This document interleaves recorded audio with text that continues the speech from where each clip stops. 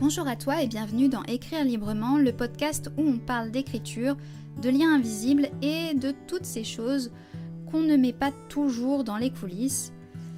Aujourd'hui, j'ai envie de te faire une petite confession d'autrice. Tu sais, il y a des scènes dans un roman qu'on écrit presque d'un souffle, et puis il y a celles qui nous arrachent un bout de cœur.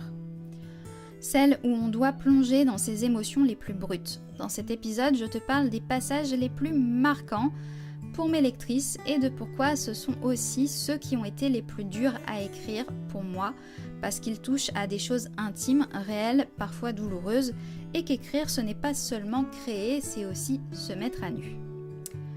On va commencer avec le duo Noémie-Dominique. Beaucoup de lectrices me disent que ce lien-là, elles ne l'oublieront pas, et c'est peut-être ce qui a été le plus difficile pour moi à écrire.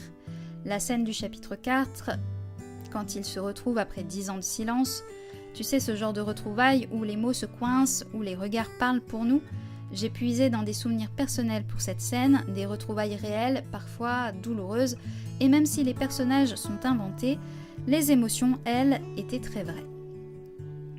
Pareil pour le chapitre 25, cette scène où Noémie veut éclaircir les choses, mais Dominique refuse de mettre des mots.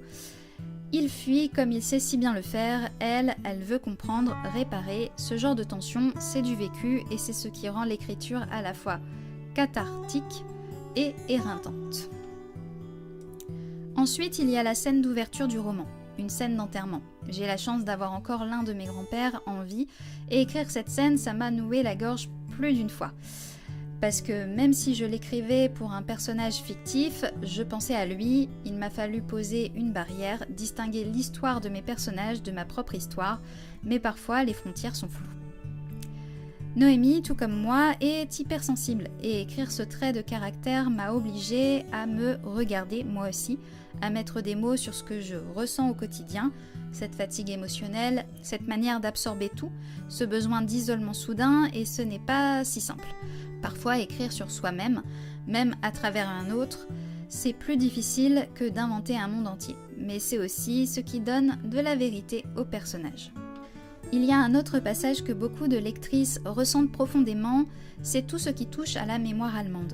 J'ai voulu écrire avec justesse sur la culpabilité collective, ce poids transmis de génération en génération, et ça m'a bouleversée.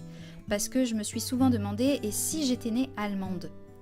Quelle aurait été ma honte, mon héritage, mon regard ? C'est exactement ce que chante d'ailleurs Goldman dans Né en 17 à Leidenstadt. Ce flou, ce doute, cette empathie, je l'ai mis dans mes personnages. Surtout du côté de Dominique, forcément. Et chaque mot écrit là-dessus a été une épreuve, mais aussi une manière d'honorer notre humanité complexe. Parfois, ce ne sont pas les sujets graves qui sont les plus durs, mais accepter les défauts de ces personnages. J'ai souvent écrit des scènes parce que je voulais les adoucir, les sauver.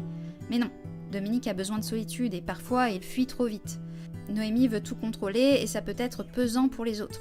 Il fallait que leur réaction soit vraie, humaine, et ce n'est pas toujours facile car on s'attache à eux, on veut les rendre parfaits alors que, tout comme la nature humaine, personne n'est parfait.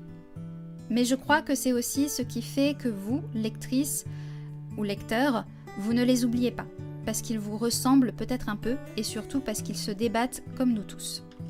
Écrire, ce n'est pas toujours fluide ni joyeux, c'est parfois mettre à nu des choses qu'on aurait préféré laisser dans un tiroir, mais c'est aussi là que naît la magie. Ces passages que vous me citez souvent, ce sont ceux que j'ai écrits avec les tripes. Merci de les avoir lus, merci de les avoir ressentis, et si toi aussi tu écris, souviens-toi, parfois les scènes les plus douloureuses sont aussi celles qui réparent.